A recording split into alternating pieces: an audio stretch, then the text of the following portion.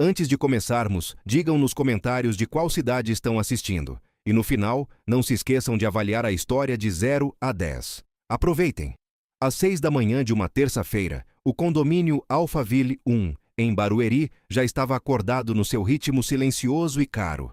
Não era o tipo de silêncio das madrugadas pobres, aquele silêncio pesado de quem não tem certeza se vai conseguir pagar o aluguel no fim do mês. Era o silêncio dos que podiam pagar para não ouvir nada que não quisessem. Carros importados deslizavam pelas ruas arborizadas. Seguranças privados trocavam turno na guarita. Borrifadores automáticos molhavam jardins que ninguém pisaria durante o dia. E na mansão do número 14 da Rua dos Ipês, uma construção de 3 andares com piscina aquecida, academia privativa e uma garagem para 5 carros. William Porter acordou sozinho, como acordava todos os dias havia 3 anos. William tinha 42 anos, cabelos levemente grisalhos nas têmporas, o tipo de rosto que as revistas de negócios adoravam colocar na capa com a legenda: "O homem que transformou o mercado de logística do Brasil". Era CEO da Porter Logística S.A., empresa com sede em Alphaville e operações em 11 estados. Tinha dinheiro suficiente para comprar problemas que a maioria das pessoas nem sabia que existiam. E tinha exatamente esses problemas. Sentado na beira da cama, ele olhou para o celular. 19 notificações. 3 eram de seu assessor, Ricardo Fonseca. 2 eram do presidente do Conselho de Acionistas, o senhor Renato Azevedo. As outras 14 eram de um grupo de WhatsApp chamado Conselho Estratégico, Confidencial, que William tinha colocado no mudo, mas esquecido de sair. Ele não abriu nenhuma. Jogou o celular para o outro lado da cama, o lado que estava sempre vazio, e foi até a janela. Lá embaixo, o jardim estava perfeito.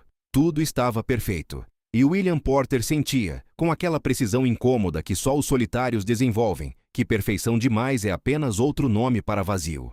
O jantar de gala da Porter Logística estava marcado para a próxima sexta-feira, dali a 4 dias. Seria realizado no Espaço Unique, em Pinheiros, um salão de eventos que custava R$28 mil por noite e que os acionistas insistiam em locar toda vez que queriam mostrar para os investidores que a empresa estava no nível certo. William detestava essas noites. Gravata borboleta, sorriso ensaiado, conversas sobre índices que todo mundo já sabia de cor, mas fingia descobrir em tempo real. O problema era que, desta vez, a situação era diferente. Os acionistas majoritários, liderados por Renato Azevedo e pelo fundo italiano parceiro da empresa, representado pelo senhor Lorenzo Moretti, estavam pressionando por uma reestruturação. Queriam cortar 17% do quadro de funcionários, 143 pessoas. Queriam anunciar no jantar, na presença dos investidores internacionais, como um sinal de eficiência operacional. William havia passado as últimas 2 semanas tentando encontrar uma alternativa. Não encontrou. Ou melhor, não encontrou ninguém que o ajudasse a encontrar. E havia ainda outro problema, menor em comparação, mas que estava na sua cabeça com uma insistência irritante. Ele precisava aparecer no jantar acompanhado. Era protocolo. Era imagem. Era o tipo de coisa que Renato Azevedo sempre mencionava com aquele sorriso de lado. Um CEO solteiro passa insegurança para o mercado, William. Não é preconceito, é psicologia. Sua última namorada tinha terminado a relação 8 meses antes, cansada do que ela chamava de intimidade agendada. Seus amigos, os poucos que sobraram depois que o dinheiro chegou de verdade, eram todos casados e ocupados. E contratar uma acompanhante profissional era um risco que ele não estava disposto a correr depois que um CEO concorrente tinha virado manchete por exatamente isso. Então, William Porter, CEO de uma empresa avaliada em R$320 milhões, desceu as escadas da sua mansão em Alphaville às 6h20 da manhã, de pijama, para pegar um copo d'água na cozinha, e quase tropeçou em um balde. O balde era azul, cheio de água com cheiro de pinho, e estava estrategicamente posicionado no meio do corredor que levava à cozinha. William segurou o batente da porta no último segundo, evitando cair por um triz. Que diabo! Cuidado! A voz veio da cozinha antes mesmo que ele terminasse a frase. Eu avisei ontem que ia encerar o corredor hoje cedo. Avisei para a dona Sandra, que ia passar para o senhor. William endireitou o corpo, olhou para o corredor e depois para a cozinha. Apoiada na pia, com uma flanela no ombro e uma expressão que misturava preocupação com uma pitada discreta de "eu avisei", Estava a mulher que tinha começado a trabalhar na sua casa, havia exatamente 6 dias. Daisy Santos tinha 28 anos, cabelos crespos presos num coque improvisado com um lápis. Um lápis, William notou, com uma anotação escrita na lateral em letra miúda, e usava um uniforme azul claro que a agência de empregos fornecia. Ela tinha olhos escuros e atentos, o tipo de olhar que parecia estar calculando 3 coisas ao mesmo tempo sem esforço aparente.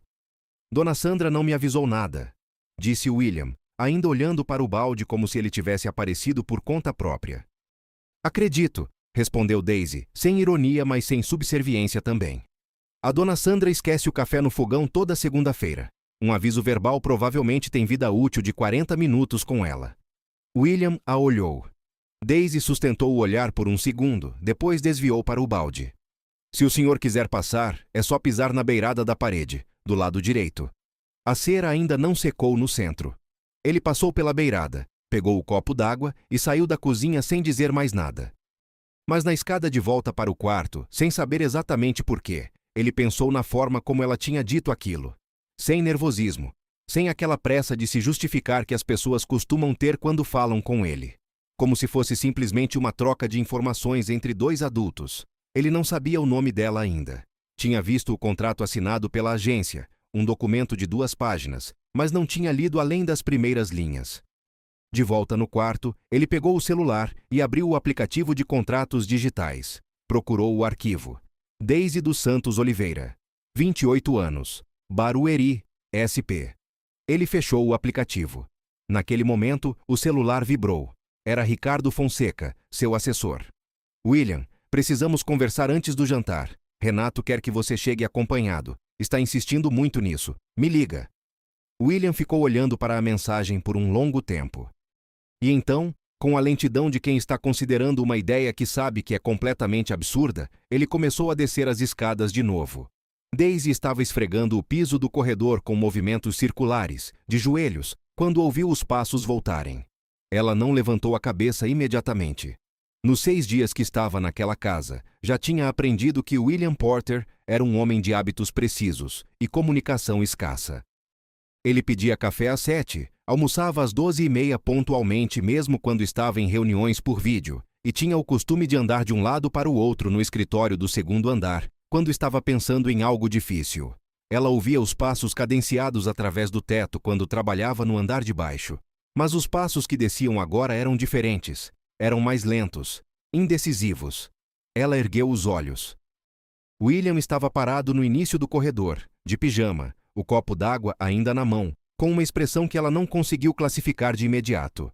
Não era raiva, não era a frieza habitual. Era algo que ela, em outros contextos, teria chamado de constrangimento. Posso falar com você?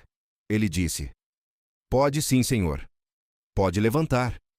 Ele fez um gesto vago com a mão. Por favor. Daisy se levantou, secou as mãos na flanela do ombro e ficou de frente para ele. A diferença de altura era de uns 15 centímetros, mas ela não curvou o pescoço. Olhou direto. Você tem planos para sexta-feira à noite? Ele perguntou. A pergunta chegou tão fora de contexto que ela levou um segundo para processar. Tenho folga na sexta, ela respondeu cautelosa. Por quê? William olhou para o copo d'água, depois para ela. Preciso de um favor profissional. Ele pausou, como se estivesse escolhendo as palavras com cuidado cirúrgico. Há um jantar de gala na sexta, evento corporativo. Eu preciso aparecer acompanhado e não tenho disponibilidade de agenda para resolver isso de outra forma. Daisy ficou quieta, deixou ele continuar. Seria um trabalho. Você usaria um vestido adequado, que eu providenciarei. Chegaria comigo, jantaria e sairia comigo. Não precisaria falar com ninguém, só precisaria estar presente.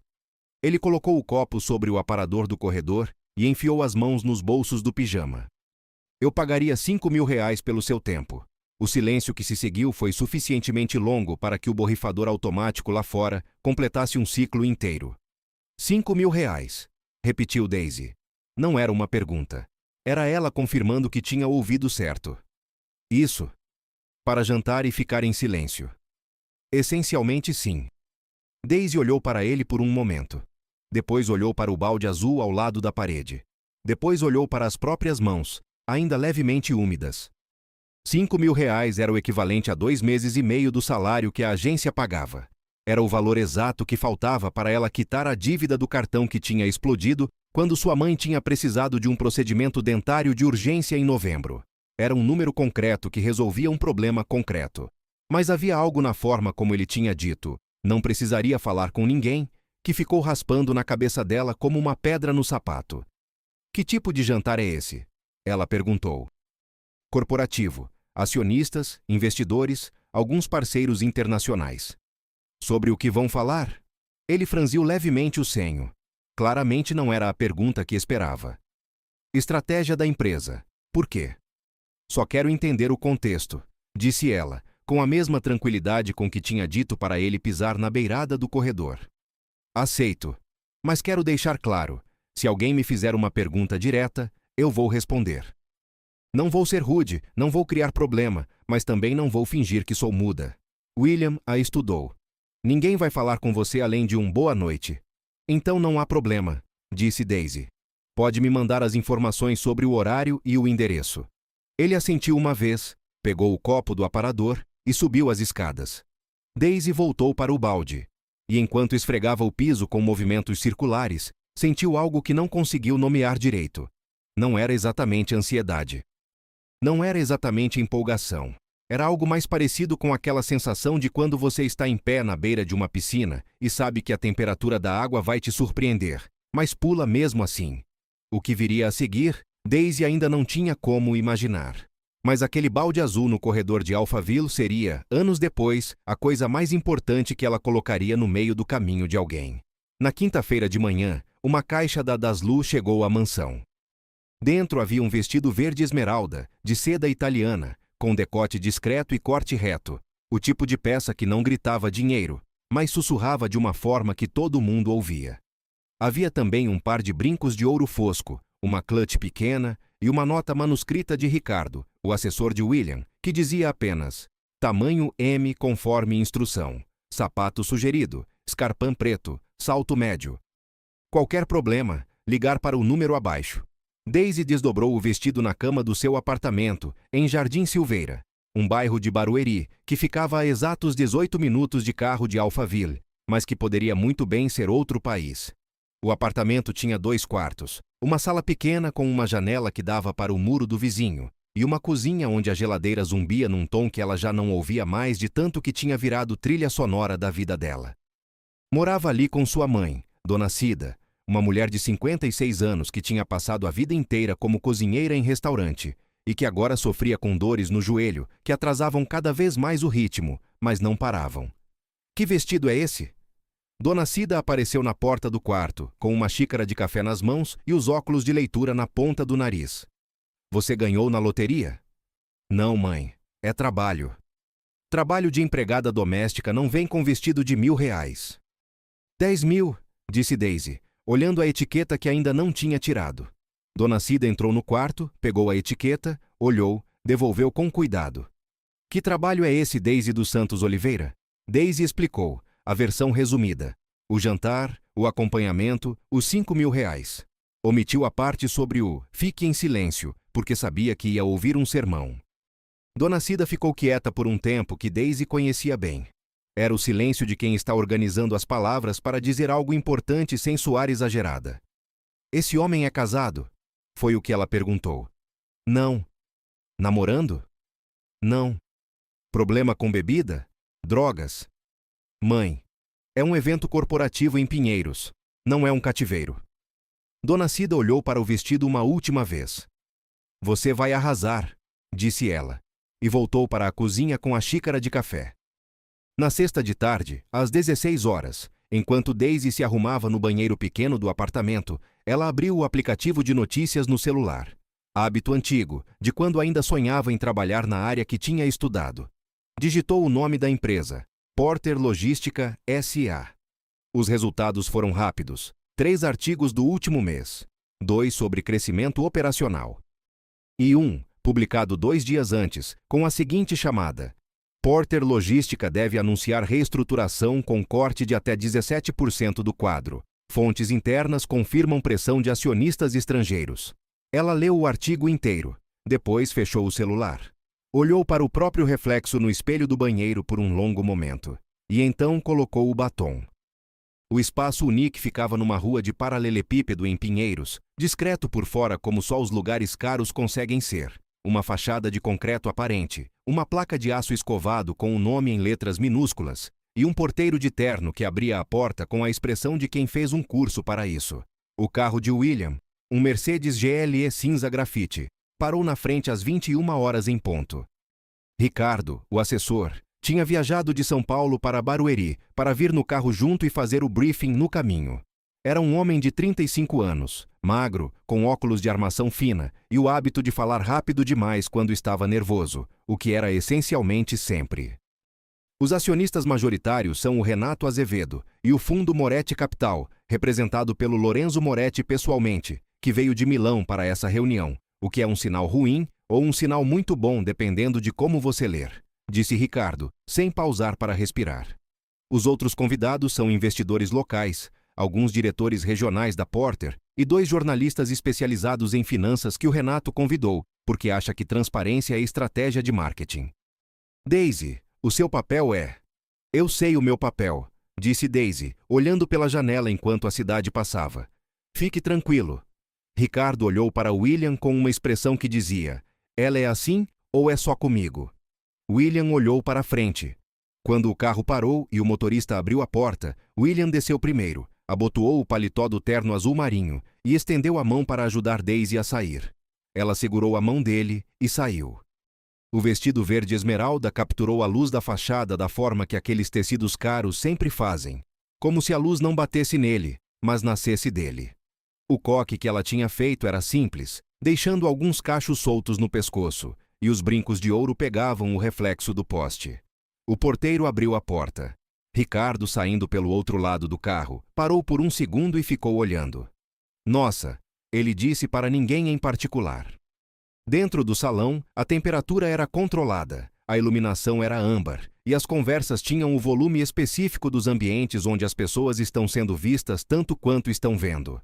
Mesas redondas com toalha de linho, arranjos de orquídeas brancas, copos de cristal que tilintavam de leve toda vez que alguém os tocava. William e Daisy atravessaram o salão lado a lado. Daisy não deixou que o ambiente a intimidasse. Ela tinha passado os últimos 6 anos da sua vida em situações financeiras que teriam intimidado qualquer um. Um jantar caro não era o pior que a vida tinha colocado na frente dela. Mas quando chegaram à mesa principal, e ela viu a expressão dos homens sentados ali, aquele olhar rápido e avaliativo que percorre uma pessoa da cabeça aos pés, em meio segundo, e já formou uma opinião, ela entendeu, de forma muito concreta, o que William quis dizer com "vai parecer que você não pertence aqui". Ele não tinha dito isso, mas estava escrito na forma como os outros a encaravam. Renato Azevedo, um homem de 60 anos com cabelos brancos e um Rolex que brilhava com uma modéstia ensaiada, se levantou para cumprimentar William com 2 tapinhas nas costas. William, que alegria! Ele olhou para Daisy com um sorriso que era tecnicamente correto, mas não chegava aos olhos. E quem é a sua acompanhante? Daisy, disse William, simplesmente.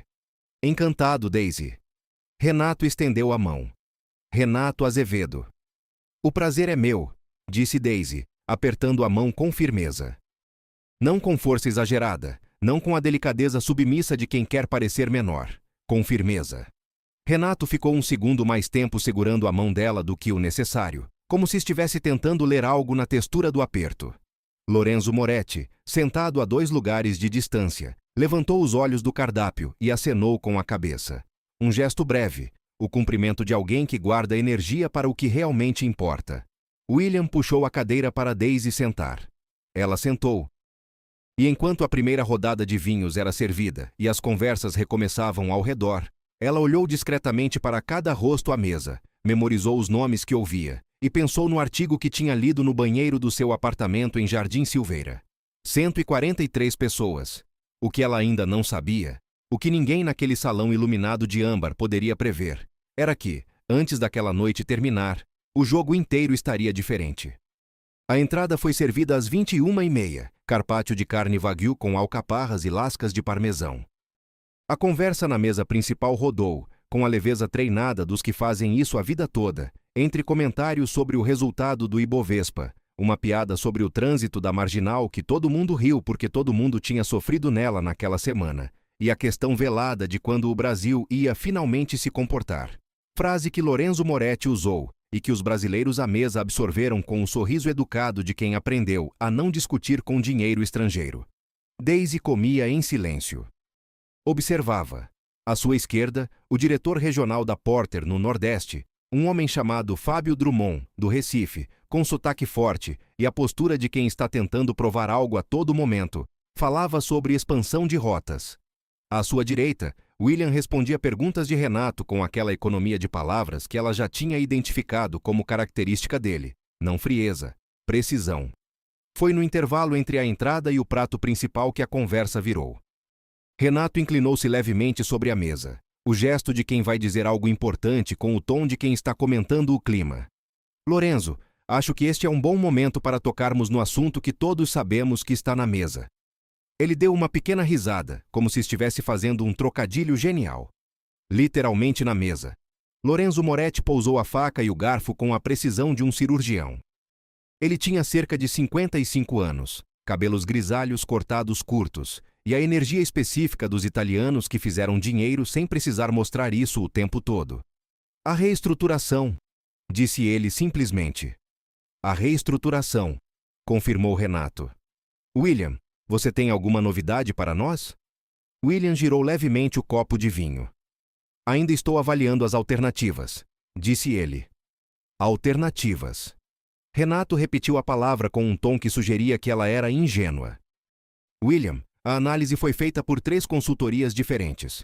O corte de 17% do quadro operacional é a única forma de atingirmos a margem que os investidores esperam no Q3. 143 pessoas, disse William. 143 unidades de custo, corrigiu Renato, com a suavidade de quem já fez esse ajuste terminológico muitas vezes. O mercado não faz distinção sentimental, e nós também não podemos fazer. Daisy sentiu algo apertar no peito. Unidades de custo. Ela pegou o copo d'água e bebeu um gole longo. Devagar. Como quem está fazendo uma contagem regressiva interna. Lorenzo Moretti, que tinha ouvido tudo em silêncio, olhou para William. Você tem até o final desta semana para nos apresentar uma alternativa viável. Se não houver alternativa, o anúncio vai ser feito na próxima segunda-feira. Isso é inegociável. Entendido, disse William. O prato principal chegou. Risoto de fungo com filé de linguado. E a conversa derivou para outros assuntos. Mas o peso do que tinha sido dito ficou pairando sobre a mesa como uma névoa invisível. Fábio Drummond, o diretor do Nordeste, olhou para o próprio prato e não disse nada por vários minutos. Daisy notou a tensão na mandíbula dele, o jeito como segurava o garfo com mais força do que o necessário. Ela entendeu. Ele sabia que parte das unidades de custo eram pessoas que trabalhavam para ele, pessoas com nomes. E ela entendeu também que William sabia, e que estava carregando esse peso sozinho havia semanas, e que naquele salão iluminado de âmbar, cheio de orquídeas brancas e copos de cristal, ninguém, absolutamente ninguém, tinha dito a palavra pessoa ainda. Foi o comentário de Henrique Bastos que estourou tudo. Henrique Bastos era um dos investidores locais, sócio de um fundo em São Paulo, 50 e poucos anos, gravata listrada, e o hábito de falar com a autoridade de quem raramente encontra resistência. Ele tinha ficado em silêncio durante boa parte do jantar, mas quando o açucareiro de sobremesa foi retirado e os cafezinhos chegaram, ele se inclinou para trás na cadeira com a postura de quem vai pontificar. O problema dessa nova geração de trabalhadores, ele começou, com o tom de quem está explicando algo óbvio para alunos lentos, é que eles não entendem que empresa não é família. Empresa é competição. Você tem que se manter relevante ou você sai. Não tem drama, não tem proteção. É darwinismo econômico. E no Brasil, a gente tem esse problema de ficar com pena. Fica com pena do funcionário que não entrega, fica com pena do fornecedor ineficiente. E aí perde para concorrente que não tem esse sentimentalismo. Ele riu. 2 outros homens à mesa riram também, o tipo de riso que não tem graça, mas serve de sinalizador social. Tem razão, disse um deles. A gente precisa parar de tratar funcionário como filho. Funcionário é recurso, recurso que você gere. Daisy colocou a xícara de café na mesa. William, ao seu lado, sentiu o gesto mais do que viu. Com licença, disse ela. A voz de Daisy era clara, firme, e tinha o volume exato para ser ouvida por toda a mesa sem ser ouvida pelas outras. Não era uma voz que pedia permissão para falar. Era uma voz que estava informando que ia falar. Henrique Bastos olhou para ela com a expressão de quem acabou de ser interrompido pelo enfeite de mesa. Desculpe, você disse alguma coisa? Disse. Daisy o olhou diretamente. O conceito de darwinismo econômico que o senhor acabou de descrever pressupõe que as variáveis de seleção são mérito e competência. Mas em empresas com alta rotatividade por corte de custos, o que acontece na prática é o oposto. Você retém quem tem menos opções no mercado, não quem tem mais valor. Os profissionais com alta empregabilidade saem antes do corte chegar. Você fica com quem não conseguiu sair. Isso não é darwinismo, é o contrário. O silêncio que se instalou foi o tipo que não dura muito, mas pesa muito. Henrique Bastos abriu a boca. Fechou. Renato Azevedo olhou para William com uma expressão que William não conseguiu decifrar completamente. Era entre surpresa e algo que poderia ser, curiosamente, interesse. Lorenzo Moretti, que estava girando a xícara de café lentamente entre os dedos, parou de girá-la. Daisy continuou, porque não havia motivo para parar. E o argumento de que funcionário não é família é correto no sentido legal, mas ignora um dado operacional básico. A produtividade humana não responde a contrato, responde a senso de pertencimento, a clareza de propósito e a percepção de equidade. Isso não é sentimentalismo. Está em qualquer manual de gestão de alta performance. Gallup, McKinsey, MIT. Escolha o que preferir. Fábio Drummond, o diretor do Nordeste, soltou uma respiração que estava claramente prendendo há vários minutos. Henrique Bastos recostou na cadeira. E você é... Ele começou com aquele tom que antecede uma tentativa de diminuir alguém pela credencial. Daisy, ela disse, antes que ele terminasse. Só Daisy. Foi Lorenzo Moretti quem quebrou o silêncio. Ele apoiou os cotovelos na mesa, um gesto informal que ninguém esperava dele, e olhou para Daisy com uma expressão que era, genuinamente, de curiosidade. Onde você estudou? Ele perguntou em português com sotaque italiano suave. Daisy não hesitou. Administração de Empresas, pela Unip de Barueri. Concluí em 2019. E atualmente você trabalha onde? Uma pausa brevíssima, apenas o comprimento de uma respiração. Trabalho para o Sr. Porter, ela disse. Lorenzo assentiu, como se isso fosse uma informação completa e suficiente. Em que área? William, ao lado dela, tinha o rosto absolutamente neutro, mas Daisy podia sentir, com aquela percepção que se desenvolve quando você passa a vida lendo o ambiente onde trabalha, que ele estava absolutamente tenso. Ela poderia ter dito, gestão doméstica. Poderia ter sorrido e mudado de assunto. Poderia ter honrado o combinado implícito de ficar em silêncio. Mas 143 pessoas. Ainda não trabalho na área de formação, disse ela, com a precisão cirúrgica de quem escolhe cada palavra. Mas tenho interesse em atuar em recursos humanos, especificamente em gestão de pessoas e retenção de talentos. Renato Azevedo, que tinha passado os últimos minutos com aquela expressão de quem está recalculando alguma coisa, se virou para William. William, por que você não me contou que tinha essa pessoa na sua equipe? William abriu a boca. Fechou. Abriu de novo. Às vezes o melhor da empresa está onde você menos espera, disse ele finalmente, com uma serenidade que Daisy reconheceu como a serenidade dos que são muito bons em improvisar. Lorenzo Moretti se virou completamente na cadeira para encarar Daisy. Você mencionou que o corte de 17% não é a única alternativa. Você tem outra? A mesa inteira ficou quieta. Daisy olhou para Lorenzo. Olhou para o copo d'água na sua frente. Olhou para William, que a olhava de volta com uma expressão que ela não conseguia ler completamente, mas que tinha, em alguma camada, algo que parecia um pode ir. Tenho uma ideia preliminar, disse ela. Mas precisaria de acesso aos dados operacionais da empresa para desenvolvê-la como uma proposta concreta. Lorenzo virou-se para William. Dê a ela o acesso. William ficou olhando para Lorenzo por 3 segundos. Tudo bem, disse ele. E aqui, pela primeira vez naquela noite, Renato Azevedo sorriu de verdade. Depois do jantar, quando os outros convidados foram se dispersando e os garçons começaram a recolher as toalhas de linho, Lorenzo Moretti se aproximou de Daisy perto da saída. Você disse que quer trabalhar em RH, ele disse. O Fundo Moretti tem participação em 14 empresas no Brasil. A Porter é uma delas. Eu tenho uma vaga aberta no Departamento de Recursos Humanos da Porter, que está sem preenchimento há 4 meses, porque o William não encontrou o candidato adequado. Ele tirou um cartão do bolso do paletó e entregou a ela. Se você tiver interesse, me liga na segunda-feira. Daisy olhou para o cartão.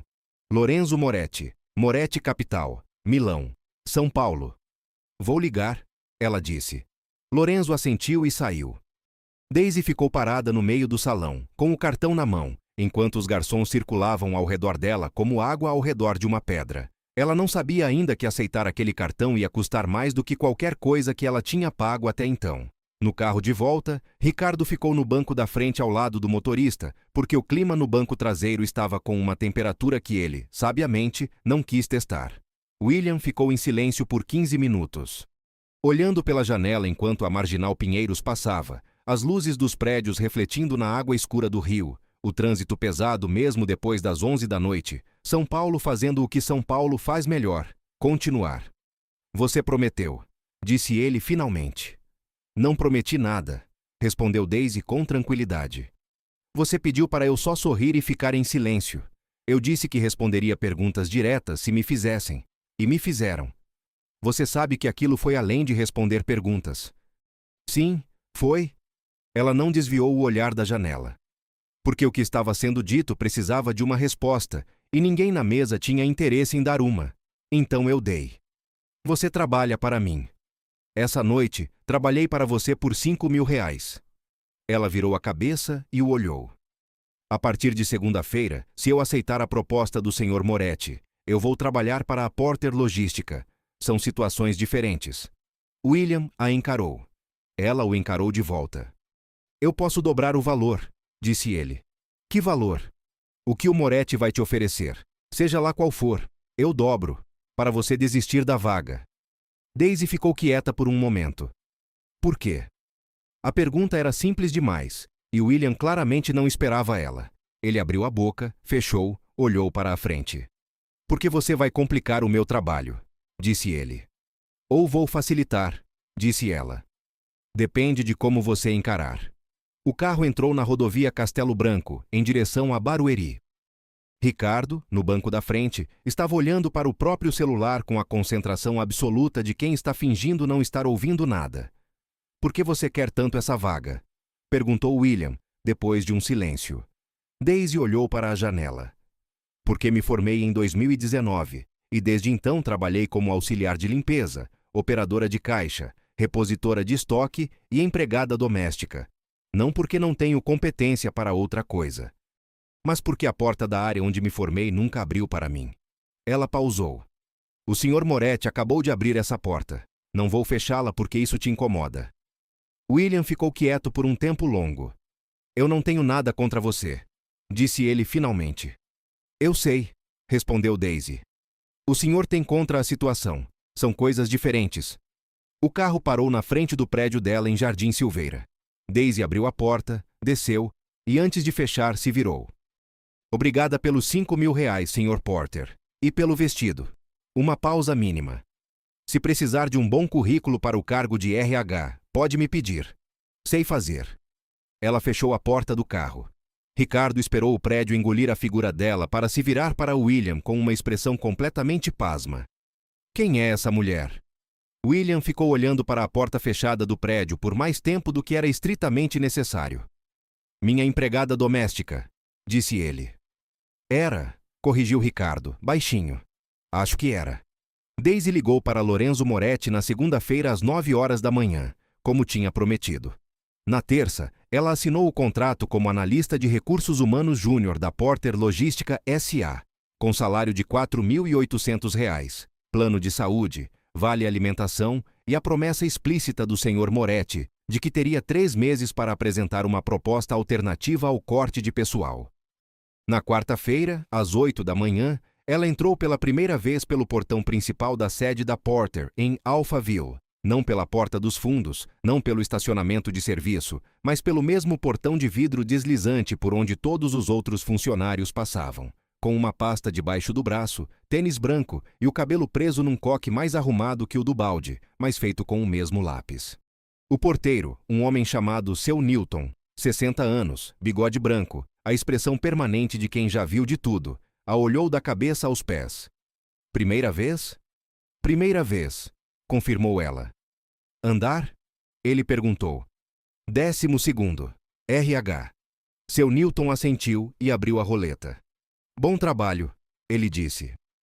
E tinha algo na forma como disse que soou como vai precisar.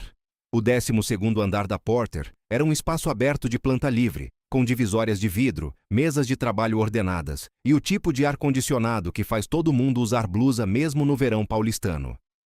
O departamento de RH ocupava a ala sul, 8 mesas, 6 funcionários, um banheiro e uma sala de reunião com o nome Sala de Integração, numa placa que Daisy achou, discretamente, irônico considerando o que estava sendo discutido sobre demissões. Sua supervisora direta seria Cláudia Nascimento, 38 anos, cabelo vermelho escuro cortado na altura dos ombros e uma energia que Daisy classificou imediatamente como competente, defensiva e com pelo menos 2 histórias não contadas. Cláudia a recebeu com um sorriso que era profissionalmente correto. Daisy, bem-vinda. Você sabe que essa vaga foi criada especificamente por solicitação do Sr. Moretti, né? Sei, disse Daisy. E que o William sabe disso? Também sei. Cláudia olhou por um segundo. Vai ser divertido, ela disse, com um tom que era exatamente 50% sincero e 50% aviso. A mesa de Daisy ficava perto da janela, o que era um presente involuntário. Dava para ver o estacionamento coberto do prédio, e Daisy notou, às 10h15 da manhã, o Mercedes GLE cinza grafite, estacionando no lugar reservado com a plaquinha Porter. William entrou no prédio. Daisy abriu o notebook que a empresa tinha cedido, acessou o sistema interno com o login que o TI tinha criado e começou a ler os dados operacionais da empresa. 143 nomes. Ela abriu uma planilha em branco e começou. O encontro aconteceu na quinta-feira, às 14 horas, na sala de reunião do 13º andar, o andar da diretoria, onde as divisórias de vidro eram substituídas por paredes de concreto pintadas de branco e onde o ar-condicionado era regulado para uma temperatura que sugeria: aqui as decisões são sérias. William entrou com Ricardo e 2 diretores. Daisy entrou sozinha. Ela chegou 3 minutos antes. Quando William entrou e a viu sentada à mesa com a pasta aberta e o notebook ligado, ele parou por uma fração de segundo, tão rápida que provavelmente só ela percebeu, antes de sentar na cabeceira. Daisy, disse ele, com a neutralidade técnica de quem está tentando estabelecer o tom desde o início. Sr. Porter, respondeu ela, com a mesma neutralidade. Ricardo olhou de um para o outro como quem está assistindo a uma partida de tênis, onde nenhum dos dois ainda bateu a bola, mas os dois já estão na posição de golpe. O Sr. Moretti pediu que eu desse a você acesso aos dados operacionais, disse William. Esse acesso foi dado, mas quero deixar claro que qualquer proposta que você elabore precisa passar pela aprovação da diretoria antes de ir para o conselho. Isso é protocolo. Entendido, disse Daisy. E quero deixar claro também, ele continuou, com aquela precisão que começava a parecer ensaiada, que a estrutura de RH desta empresa já tem processos estabelecidos. Não é porque o Sr. Moretti abriu uma exceção que... Sr. Porter, disse Daisy. Ele parou. Com todo o respeito, o senhor pode me dar o prazo que o Sr. Moretti estabeleceu. 3 meses. E avaliar o resultado no fim? Se o que eu apresentar não for viável, o senhor demite 143 pessoas com a consciência tranquila de que tentou outra coisa antes. Ela o olhou direto. E se for viável, a empresa não perde 143 pessoas que custaram tempo e dinheiro para treinar. William ficou olhando para ela. Ricardo fingiu estar muito interessado no próprio bloco de notas. 3 meses, disse William. E você me entrega relatórios de progresso a cada 15 dias. Combinado, disse ela. Ele se levantou para encerrar a reunião. Mais uma coisa, disse Daisy. Ele parou. Preciso de acesso às pesquisas de clima organizacional dos últimos 2 anos. Elas não estavam no pacote de dados que o TI liberou. Uma pausa. Ricardo, disse William, sem olhar para o assessor. Já estou pedindo, disse Ricardo, já digitando no celular. William saiu da sala. Ricardo esperou a porta fechar e então olhou para Daisy com uma expressão que era genuinamente admirativa. Você sabe que ele vai tentar dificultar sua vida aqui, né? Ele vai tentar, concordou Daisy, fechando o notebook. Mas eu já trabalhei para pessoas mais difíceis. Uma pausa. Minha última chefe deixava o fogão ligado, e depois dizia que eu tinha esquecido. Ricardo soltou uma risada que claramente não tinha planejado soltar. Durante as primeiras 3 semanas, Daisy fez uma coisa que nenhuma das 3 consultorias contratadas pela empresa tinha feito. Ela foi conversar com as pessoas, não as entrevistas formais de clima organizacional, com questionários online e escalas de 1 a 5. Ela pegava o café da cantina, sentava perto dos funcionários no horário de almoço e perguntava, de forma direta, sem questionário, o que eles achavam que estava errado, o que funcionava, o que poderia funcionar melhor. Seu Newton, o porteiro do térreo, foi o primeiro. Olha, moça, ele disse, descascando uma laranja com uma habilidade que sugeria anos de prática. O problema aqui não é os funcionários. O problema é que a empresa cresceu rápido demais e ninguém cuidou do miolo. Tem setores que fazem a mesma coisa 2 vezes porque a esquerda não sabe o que a direita faz. Eu vejo isso desde cá embaixo. Quanto tempo o senhor está aqui, seu Newton? 19 anos. E nesses 19 anos, alguma vez alguém da diretoria desceu aqui para perguntar o que o senhor acha? Seu Newton olhou para a laranja. Você é a primeira. Daisy anotou. Ela conversou com motoristas, com analistas de logística, com as mulheres do setor financeiro que almoçavam juntas toda terça-feira no mesmo canto da cantina. Conversou com Fábio Drummond, o diretor do Nordeste que ela tinha notado no jantar, e que a recebeu em uma videochamada com a franqueza de quem não tem mais nada a perder. Tenho 19 funcionários na minha regional que fazem trabalho de 30, ele disse. Não porque são super-heróis. Porque o sistema de gestão de rotas que usamos é de 2015 e tem ineficiências que qualquer estagiário de TI resolveria em 2 semanas. A gente compensa tecnologia ruim com gente a mais. Se vocês modernizassem o sistema, eu precisaria de menos gente, mas não pelo motivo que o Renato quer, porque as pessoas que sobrarem vão conseguir fazer mais, melhor. Daisy olhou para a tela por um longo momento. Fábio, isso está documentado em algum lugar?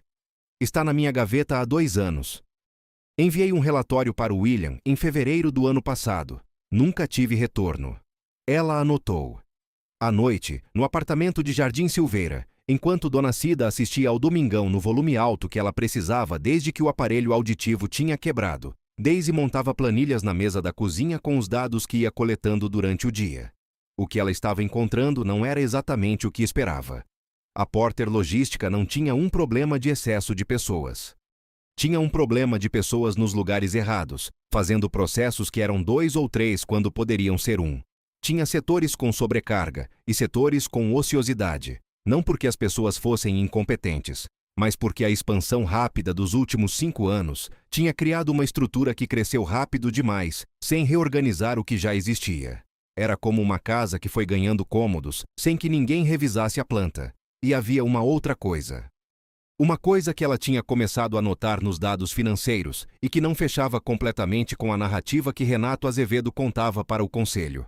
A margem operacional da empresa não estava ruim porque os custos com pessoal eram altos. Estava ruim porque havia 3 contratos de fornecimento renovados automaticamente nos últimos 2 anos que tinham valores significativamente acima do mercado. 3 contratos, assinados pelo mesmo executivo. Daisy olhou para o nome no documento por um longo tempo. Depois pegou o celular e salvou o arquivo com 3 senhas diferentes. Ela não sabia ainda o que fazer com aquilo, mas sabia que era importante. E sabia também, com aquela intuição que a vida difícil dá às pessoas, que quando você encontra algo que não deveria estar ali, você guarda com cuidado até entender o tamanho do que encontrou. 4 semanas depois que Daisy tinha começado na empresa, William a chamou para uma reunião de atualização de progresso. Ela chegou à sala com um notebook e a pasta. Ele estava sozinho, sem Ricardo, sem diretores. Isso era diferente. Ela sentou, abriu o notebook. Como está indo? Ele perguntou com um tom que não era exatamente hostil, mas também não era o que você chamaria de caloroso. Bem, tenho dados suficientes para a primeira parte do diagnóstico. Me fala. Ela virou o notebook para ele e passou 10 minutos explicando o que tinha encontrado. As duplicações de processo, o sistema de gestão de rotas desatualizado, os setores com sobrecarga, a proposta de redistribuição de funções. Usou linguagem técnica sem ser hermética, mostrou os números com clareza, indicou as fontes. William ouviu sem interromper. Ela notou que ele tinha a capacidade, rara, de ouvir de verdade, não apenas esperar a sua vez de falar. Quando ela terminou, ele ficou olhando para a tela por alguns segundos. Isso é sólido, disse ele. Ela ficou quieta, deixando o silêncio ser o que era. Fábio me mandou aquele relatório há mais de um ano. Ele disse depois. Eu li. Mas estava focado em expansão, e achei que era prioridade menor. Virou prioridade maior, disse ela. Virou. Ele se levantou, foi até a janela. Lá fora, Alphaville estendia seus jardins perfeitos e seus condomínios fechados até onde a vista alcançava. Você sabe que mesmo com tudo isso, pode não ser suficiente para convencer o Renato. Eu sei. O Moretti está do nosso lado nesse ponto, mas o Renato tem a maioria votante no conselho. Então a proposta precisa ser boa o suficiente para que qualquer pessoa razoável sentada naquela sala entenda que o corte é desnecessário, disse ela. Você tem 2 meses. Tenho. Ele se virou da janela para ela. Por que você se importa tanto? Ele perguntou. A pergunta foi direta, sem rodeio, a primeira vez em todas as conversas que ele tinha sido realmente direto com ela, sobre algo que não era operacional. Você não conhece essas pessoas. Você está aqui há 1 mês. Daisy fechou o notebook devagar. Quando eu tinha 22 anos, ela disse. Minha mãe trabalhou por 16 anos num restaurante em Barueri. Era cozinheira. Conhecia o patrão pelo nome, sabia os gostos de cada cliente habitual. Trabalhava 6 dias por semana sem reclamar. Um dia o restaurante foi vendido. O novo dono fez uma reestruturação. Ela foi demitida por e-mail. Uma pausa. E-mail. 16 anos. E-mail. William ficou olhando para ela. Ela conseguiu outro emprego, continuou Daisy. Mas demorou 8 meses. E nesse período eu tive que largar o estágio da faculdade para ajudar a pagar o aluguel. Foi o que atrasou minha formatura em 1 ano. Ela pegou a pasta e o notebook e se levantou. Não é sentimentalismo. É que eu sei o que é ser uma unidade de custo na tabela de alguém. Ela saiu da sala. William ficou na janela, olhando Alphaville. E pela primeira vez em muito tempo, o perfeito lá fora pareceu exatamente o que era. Um jardim que precisava ser regado de verdade, não só irrigado por borrifadores automáticos. Daisy tinha se tornado uma espécie de lenda silenciosa no 12º andar. Isso aconteceu gradualmente, da maneira que as lendas costumam acontecer, sem que ninguém planejasse. Primeiro foi a história do jantar de gala, que chegou ao 12º andar, com a velocidade específica das histórias que as pessoas juram que não vão contar, mas contam assim que chegam em casa. A versão que circulava tinha alguns elementos exagerados. Em algumas versões ela tinha derrubado um executivo com uma única frase, e em outras, feito o italiano chorar. Mas o núcleo era verdadeiro o suficiente para criar uma aura. Depois foi a forma como ela trabalhava. Chegava antes de todo mundo, saía depois, mas no meio do dia, aparecia na cantina e na área de convivência conversando com pessoas de todos os andares, como se tivesse todo o tempo do mundo. Isso era peculiar num ambiente onde hierarquia e posição determinavam com quem você podia almoçar. E havia a questão de Seu Newton. Seu Newton tinha adotado Daisy como uma causa pessoal. Toda manhã, quando ela passava pela roleta, ele a cumprimentava com uma informação nova, algo que tinha ouvido, algo que tinha notado, algum padrão que 19 anos de observação do portão principal tinham registrado na sua memória de elefante. Na 4ª semana, ele a parou antes dela entrar. Daisy, você viu que o carro do diretor Monteiro chegou 3 vezes essa semana antes das 7? Daisy parou. Rodrigo Monteiro era o diretor financeiro, o mesmo cujo nome estava nos 3 contratos suspeitos que ela tinha encontrado. Vi, ela disse cautelosa. Ele nunca chega antes das 9, 19 anos aqui, nunca.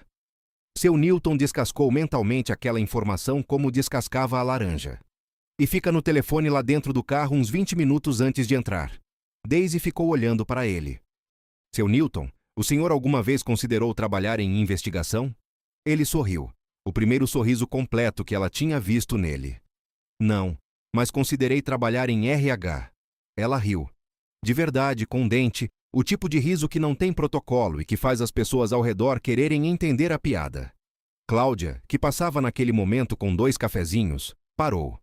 O que foi? O seu Newton contou uma piada, disse Daisy. O seu Newton nunca conta piada, disse Cláudia com genuína surpresa, olhando para o porteiro. Tem uma primeira vez para tudo, disse ele, descascando a laranja. Foi na 6ª semana que Daisy entendeu completamente o que tinha encontrado nos contratos. Ela estava sozinha na sala de reunião às 8 da noite, com as planilhas abertas na tela e 3 xícaras de café vazio ao lado do notebook. O prédio estava quase vazio. Apenas o pessoal de segurança e uma analista do financeiro que tinha prazo no dia seguinte. Os 3 contratos de fornecimento que ela tinha sinalizado eram com empresas diferentes, mas uma pesquisa básica no CNPJ revelou algo que as consultorias ou não tinham feito ou tinham preferido não reportar. Um dos sócios de uma das empresas era cunhado de Rodrigo Monteiro, o diretor financeiro da Porter. Não era prova de nada, em si. Pessoas têm parentes que têm empresas, mas os valores eram 38% acima da média de mercado para os mesmos serviços. E os contratos tinham sido renovados automaticamente, sem cotação comparativa, nos últimos 2 anos. O que isso significava em números concretos? Aproximadamente 2,7 milhões de reais por ano, drenados da margem operacional da empresa por contratos superfaturados. A diferença entre a margem atual da empresa e a margem que os acionistas queriam? 2,2 milhões de reais. Daisy ficou olhando para os números por um longo tempo. Os 143 empregos não precisavam ser cortados, porque a empresa estava indo mal. Precisavam ser cortados porque alguém estava roubando. Ela fechou o notebook. Ficou sentada no escuro da sala de reunião por 3 minutos. Depois abriu de novo e começou a montar o dossiê com a mesma atenção meticulosa com que tinha esfregado o corredor de William em Alphaville. Quando terminou, eram 11h30 da noite. Ela tinha um problema. Levar isso direto ao William era a opção óbvia. Mas ela não sabia o que William sabia. Não sabia se ele tinha conhecimento dos contratos. Não sabia qual era a extensão da lealdade ou da cumplicidade de quem quer que fosse. Levar direto ao Lorenzo Moretti era mais seguro. Ele estava fora da estrutura interna da empresa e tinha interesse genuíno em que a empresa fosse saudável. Mas o protocolo correto, como William tinha deixado claro, era que qualquer proposta passasse pela diretoria primeiro. E havia ainda uma terceira opção: não fazer nada, apresentar a proposta de reestruturação sem mencionar os contratos e deixar aquilo enterrado.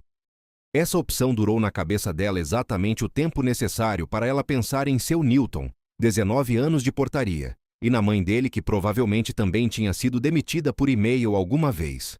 Ela pegou o celular, digitou uma mensagem para William.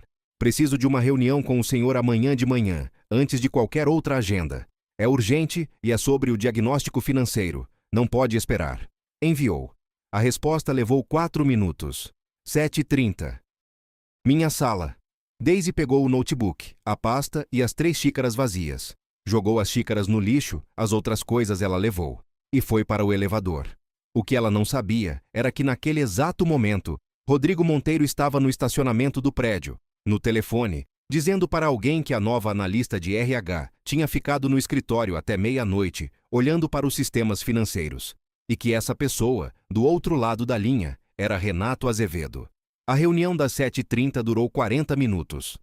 William ouviu, leu o dossiê, releu alguns trechos, ficou quieto por um tempo que ela não conseguiu mensurar direito. Você tem certeza dos números? Ele perguntou. Tenho. Checou 3 vezes. Ela virou o notebook para ele. Os contratos estão aqui, os CNPJs estão aqui, a composição societária está aqui. Não é uma prova jurídica de fraude. Isso precisaria de uma auditoria formal. Mas é evidência suficiente para abrir uma investigação interna. William ficou olhando para a tela. O Rodrigo trabalha comigo há 8 anos, ele disse. Daisy não disse nada. Deixou o silêncio trabalhar. Eu não sabia, ele disse depois. E havia algo na forma como disse que ela reconheceu como verdadeiro. Não era defesa. Era a voz de alguém que acabou de entender que confiou no lugar errado. Acredito, disse ela. O Renato sabe? Não tenho como saber. Mas se o Rodrigo está chegando antes das 7 e ligando para alguém no estacionamento, precisamos assumir que ele está reportando para alguém. William se levantou, foi até a janela, o mesmo gesto que ela já reconhecia, e ficou olhando para o estacionamento lá embaixo. Se eu levar isso para o conselho sem aviso prévio, disse ele devagar, o Renato vai transformar isso num ataque a mim. Vai dizer que eu criei uma funcionária para fabricar evidências contra o Rodrigo. Vai usar isso para acelerar a reestruturação e me tirar do caminho junto. Eu sei, disse Daisy. Então precisamos ir ao Moretti primeiro. É o que eu acho. Ele se virou. Você está disposta a apresentar isso pessoalmente? Sabendo que, se o Renato decidir atacar, o alvo vai ser você também? Daisy o encarou. Senhor Porter, eu vim de Jardim Silveira para cá de ônibus às 7 horas da manhã carregando um dossiê que pode salvar 143 empregos. Uma pausa. Sim. Estou disposta. Naquela tarde, William ligou para Lorenzo Moretti. A reunião foi marcada para a segunda-feira seguinte, uma reunião extraordinária do Conselho, convocada pelo próprio Moretti, com a presença de um auditor externo. Mas na quinta-feira, 2 dias antes da reunião, Daisy chegou ao trabalho e encontrou o notebook dela bloqueado, acesso ao sistema interno revogado, uma mensagem de Cláudia na tela do celular. Daisy, o RH recebeu uma comunicação esta manhã. Preciso falar com você. E quando ela entrou na sala de Cláudia, viu em cima da mesa um documento com o cabeçalho da Porter Logística, termo de desligamento, seu nome, com a data daquele dia. Motivo: acesso irregular a dados financeiros confidenciais. Daisy ficou olhando para o papel. Cláudia a olhava com uma expressão que misturava mal-estar com impotência. Veio direto do Renato, disse Cláudia baixinho. Assinado por ele. William não sabe ainda. 143 pessoas. E agora, ela. Daisy olhou para o papel com o nome dela e sentiu pela primeira vez em semanas o peso real do que tinha escolhido quando decidiu abrir a boca naquele jantar de gala. Mas sentiu também, logo abaixo do peso, algo mais firme. Algo que não cedia. Ela já tinha passado por portas fechadas antes. A diferença é que desta vez, ela sabia o que estava do outro lado. Daisy não assinou o termo. Ela o dobrou com cuidado, colocou na bolsa, agradeceu a Cláudia e saiu da sala com a mesma tranquilidade com que entrava e saía de todo lugar. No corredor, parou em frente à janela que dava para o estacionamento. Respirou fundo. Depois tirou o celular e ligou para Lorenzo Moretti diretamente. Senhor Moretti, sou a Daisy. Preciso falar com o senhor agora. Uma pausa. Renato Azevedo acabou de me demitir. Do outro lado, houve um silêncio breve. Onde você está? Perguntou Lorenzo. No 12º andar da Porter, Barueri. Não saia do prédio. A voz de Lorenzo tinha a frieza eficiente de quem toma decisões grandes com o mesmo ritmo de quem toma decisões pequenas. Vou ligar para o William agora. A ligação durou menos de 2 minutos. Daisy ficou parada na frente da janela, olhando o estacionamento lá embaixo. 2 minutos depois, o elevador no corredor abriu. William saiu com a expressão de quem atravessou os próprios limites de paciência e chegou num lugar do outro lado. Ele olhou para ela. Vamos para a sala de reunião, disse ele. Você sabia? Ela perguntou. Não. Soube agora. Eles foram para a sala.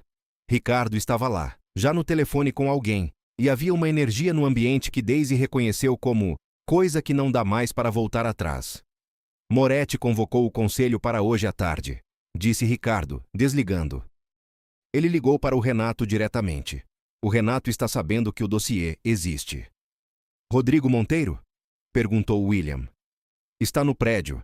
Ainda não sabe que o conselho foi convocado. William olhou para Daisy. O dossiê está seguro? Cópia na nuvem com 2 senhas. Ela tocou o bolso da blusa. E cópia física aqui. Algo passou pelo rosto de William. Não era exatamente um sorriso. Era mais próximo da expressão de quem acabou de confirmar que apostou no lugar certo. Vamos terminar isso, disse ele. A sala de conselho da Porter ficava no 14º andar, um andar que a maioria dos funcionários nunca pisava. Mesa oval de madeira escura, cadeiras de couro, uma janela panorâmica que dava para a Serra da Cantareira no horizonte. Lorenzo Moretti chegou pessoalmente, de Milão via vídeo em tela grande, mas com uma presença que tornava a distância irrelevante. Ao lado da tela, 2 advogados do fundo Moretti Capital. Na mesa, os membros do conselho que tinham conseguido se reunir com 3 horas de aviso, e na cadeira que ficava à direita de William, por escolha de Lorenzo, explicitada em texto antes da reunião. Daisy.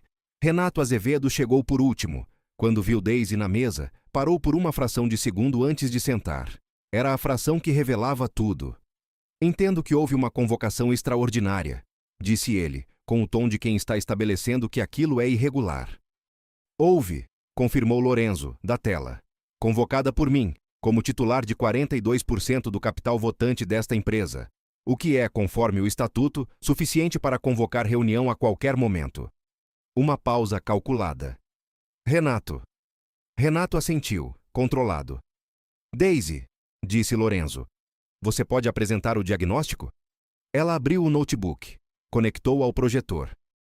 E por 45 minutos, com a clareza e a exatidão que tinha desenvolvido ao longo de 6 semanas de trabalho, ela apresentou tudo: os processos duplicados, o sistema desatualizado, a proposta de redistribuição de funções, os dados de produtividade projetada.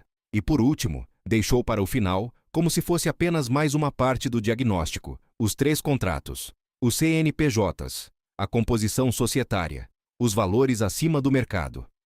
O cálculo de quanto aquilo representava na margem operacional. Quando ela terminou, a sala estava em silêncio. Rodrigo Monteiro, que tinha sido trazido para a reunião por William, sem ser informado do motivo, estava sentado 3 cadeiras à esquerda de Renato, com uma expressão que havia começado como confusão e que tinha migrado, lentamente, para algo que qualquer pessoa na sala reconhecia. Essas são acusações graves, disse Renato, com a voz controlada de quem está tentando encontrar a saída. Baseadas em análise de uma funcionária que está aqui há menos de 2 meses e que até semana passada trabalhava como... Como o quê, Renato? A voz de William era baixa e quieta, o tipo de quieto que é mais ameaçador que o barulho. Termine a frase. Renato ficou quieto. O status anterior de emprego da Daisy é irrelevante para a validade dos dados que ela apresentou, disse Lorenzo da tela.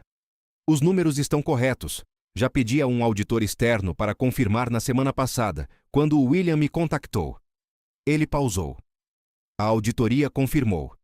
O silêncio que se seguiu foi diferente de todos os outros silêncios daquela sala. Rodrigo Monteiro fechou os olhos por um segundo. Renato Azevedo colocou as mãos sobre a mesa com uma calma que era esforçada demais para ser genuína. O que o conselho propõe? Ele perguntou finalmente. Uma investigação formal sobre os contratos, disse Lorenzo. Afastamento preventivo do diretor financeiro durante a investigação. Suspensão da deliberação sobre o corte de pessoal até que o diagnóstico completo da Daisy seja implementado e os resultados medidos por 6 meses. E revisão dos procedimentos de governança interna. Uma pausa. Essas são as condições do Fundo Moretti para manter o investimento nesta empresa. A última frase pousou sobre a mesa como uma pedra jogada num espelho. Renato olhou para Lorenzo na tela. Olhou para William. Olhou para Daisy. Eu votarei a favor, disse finalmente. E havia algo no tom que não era exatamente derrota. Era o tom de quem reconhece que o tabuleiro mudou de forma irreversível e decide, com a pragmaticidade dos que sobrevivem, adaptar-se. A reunião terminou às 18h40. Os advogados do Moretti ficaram para tratar do afastamento de Rodrigo. Ricardo saiu com 2 diretores para preparar a comunicação interna. Os outros membros do conselho foram saindo aos poucos, com aquela velocidade específica das pessoas que querem estar em outro lugar antes que a poeira assentasse completamente. Daisy ficou sentada na cadeira depois que todo mundo saiu, olhando para a janela panorâmica. A Serra da Cantareira tinha virado uma silhueta escura contra o céu cor de laranja do entardecer paulistano. William voltou depois de alguns minutos, ficou na porta por um segundo, depois entrou e sentou na cadeira ao lado dela. Não na cabeceira, ao lado. Você vai ficar? Ele perguntou. Vai depender do que o conselho decidir sobre meu cargo. O contrato foi assinado pelo Moretti. O Renato não pode revogar. Ele pausou. Você vai ficar. Ela assentiu. Ficaram em silêncio por um momento, olhando para o céu laranja lá fora. Você sabia que eu não sabia dos contratos? Ele perguntou depois. Desconfiei. Como? Porque quando eu contei, você ficou quieto do jeito errado. Ela virou para ele. Pessoas que sabem ficam quietas de um jeito. Pessoas que não sabiam ficam quietas de outro. É diferente. William a olhou com uma expressão que ela não tinha visto antes nele. Não era a neutralidade do CEO, não era a frieza do patrão. Era algo mais próximo de curiosidade genuína. Desde quando você sabe ler pessoas assim? Desde sempre. Ela olhou para a janela. Quando você depende do humor de outras pessoas para saber como vai ser o seu dia, você aprende a ler muito rápido. Silêncio. Eu errei com você, disse ele. Ela o olhou. A proposta dos 5.000 reais. Ele continuou. Só sorria e fique em silêncio. Ele disse isso como se estivesse citando algo que o envergonhava.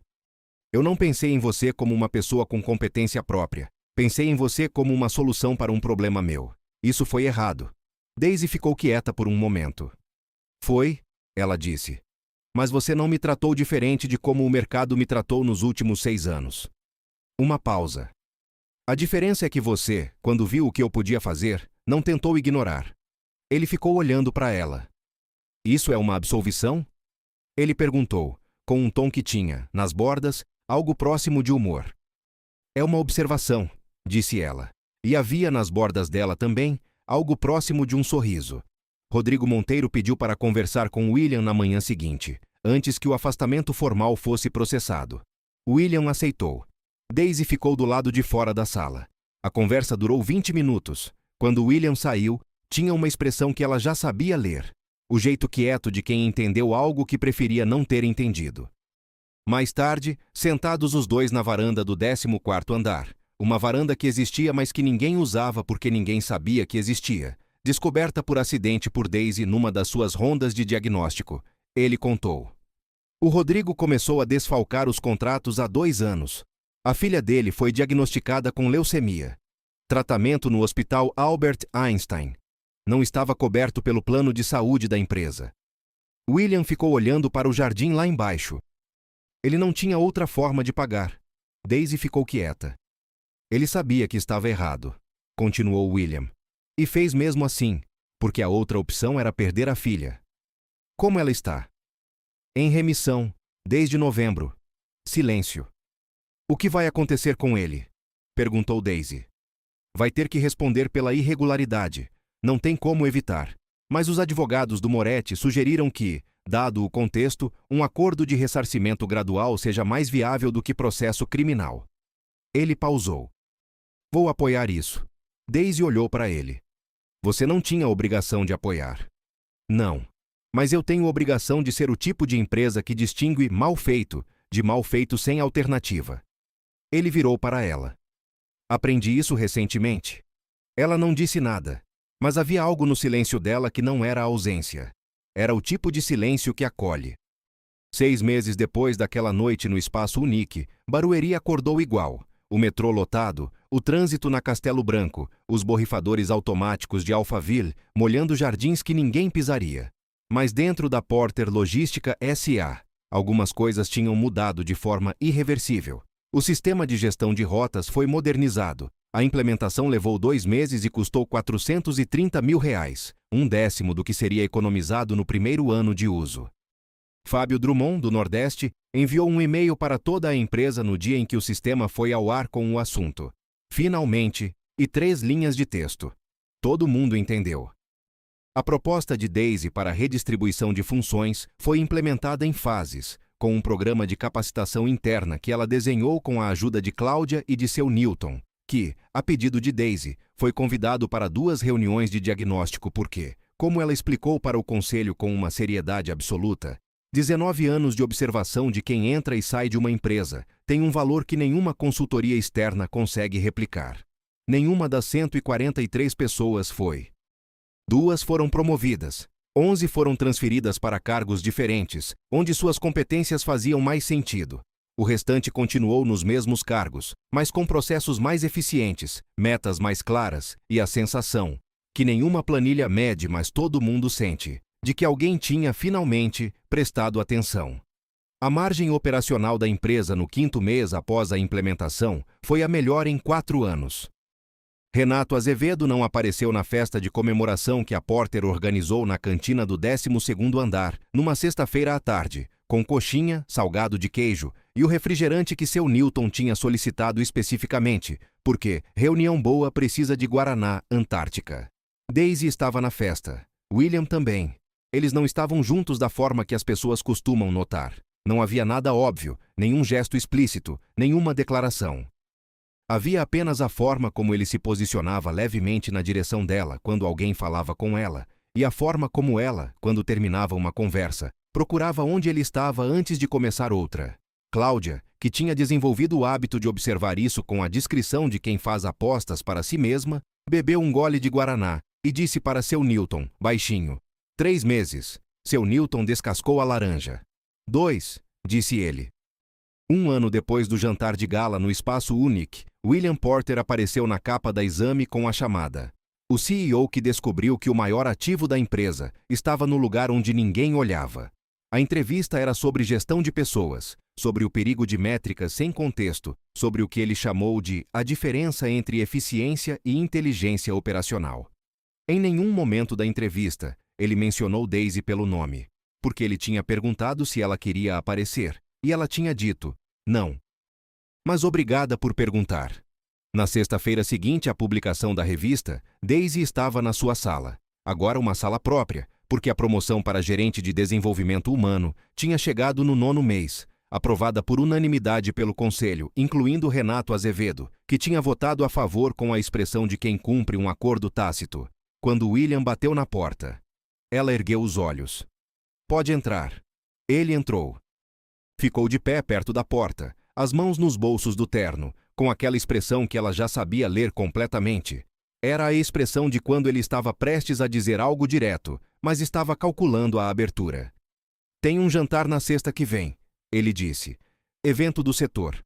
Nada tão formal quanto o Espaço Unique, mas eu preciso aparecer acompanhado e... William, disse ela. Ele parou. Desta vez não precisa me pagar. O silêncio durou exatamente o tempo necessário. E então William Porter, CEO de uma empresa avaliada em 400 milhões de reais, que acordava sozinho havia 4 anos num quarto grande em Alphaville, sorriu. Não o sorriso da capa da Exame. Não o sorriso do jantar de gala. O sorriso de quem não sorria de verdade havia tempo suficiente para que sorrir de verdade fizesse uma diferença perceptível. Está bem, ele disse. Ela voltou para o notebook. Você pode fechar a porta? Ela disse. Estou num relatório. Ele fechou a porta. Do outro lado, no corredor, Ricardo passou, viu a porta fechada, ficou olhando por 2 segundos e mandou uma mensagem para Cláudia. Foi antes de 2 meses ou depois? Cláudia respondeu com um emoji de laranja. Seu Newton, lá embaixo na guarita do térreo, nunca soube que tinha sido o emoji que definiu a aposta, mas teria concordado com a escolha. No Jardim Silveira, o apartamento de 2 quartos continuava tendo a janela que dava para o muro do vizinho. A geladeira ainda zumbia, mas num tom que tinha ficado mais suave ou que Daisy tinha parado de ouvir. Ela nunca tinha certeza qual. Dona Cida, a mãe de Daisy, tinha conseguido fazer o procedimento no joelho, pago com a diferença entre o salário novo da filha e o aluguel, que Daisy insistiu em continuar pagando sozinha mesmo depois que William, numa conversa que durou 8 minutos e que terminou com ele desistindo de argumentar, tinha sugerido algo diferente. Eu não moro na sua casa, Daisy tinha dito. Eu vou à sua casa. Ele tinha entendido a distinção. Havia levado 3 dias, mas tinha entendido. Dona Cida agora andava sem dor, trabalhava menos dias por semana e tinha o hábito de assistir Domingão com um volume menos alto porque o aparelho auditivo novo funcionava. Toda vez que Daisy chegava em casa à noite, tarde, sempre tarde, porque ela tinha o hábito de trabalhar até o trabalho estar feito, a mãe perguntava como tinha sido o dia. Bom, Daisy dizia na maioria das vezes. E o William? Mãe. Só perguntando. Ele está bem. Você sorrindo quando fala o nome dele é uma resposta, sabia? Daisy ia para o quarto, mas sorria. No dia do aniversário de 1 ano da sua entrada na Porter, Daisy chegou na sua sala e encontrou em cima da mesa um envelope fechado, sem remetente, com o seu nome escrito à mão. Dentro havia uma folha de papel dobrada e um cartão pequeno. O cartão dizia: Sala 14, às 12h30. W. A folha era uma cópia do contrato original que ela tinha assinado no 2º dia de empresa, o contrato de analista júnior, com o salário de R$ 4.800. Sobre o contrato, William tinha escrito à mão, em azul: para você nunca esquecer de onde veio, nem eu esquecer o que quase deixei passar. Daisy ficou olhando para o papel por um tempo longo.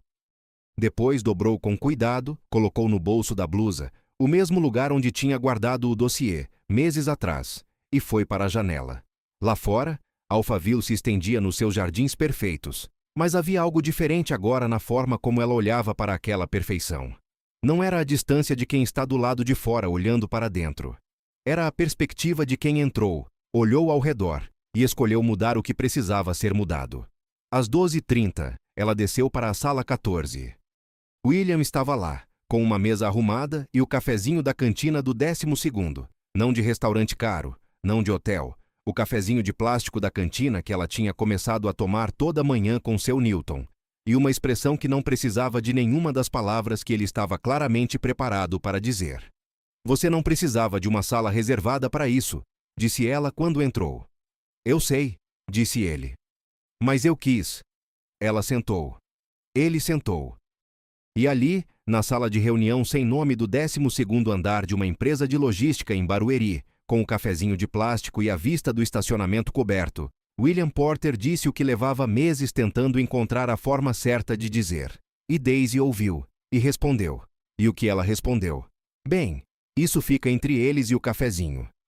Mas seu Newton, lá embaixo, quando eles saíram juntos para o almoço naquele dia, os viu passar pela roleta e disse, para ninguém em particular, descascando a laranja: 2 meses. E sorriu. E você? Se você descobrisse que a pessoa que você via todo dia era muito mais do que parecia, você teria coragem de reconhecer isso antes que fosse tarde demais? Conta tudo nos comentários. De 0 a 10, qual nota você dá para essa história? Não se esqueça de se inscrever no canal e ativar o sininho para receber mais histórias emocionantes como essa.